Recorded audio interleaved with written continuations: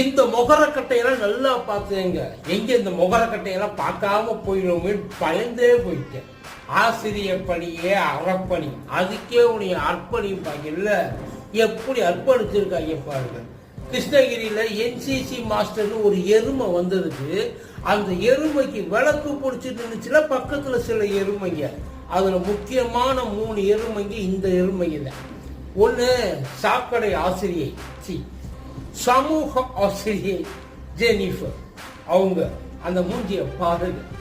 இன்னொன்னு அந்த ஸ்கூலுக்குள்ள அந்த ஏரியாவுக்கு மாமா பிரின்சிபல், அதை நான் தமிழ்ல சொல்லிட்டேன் சரியா.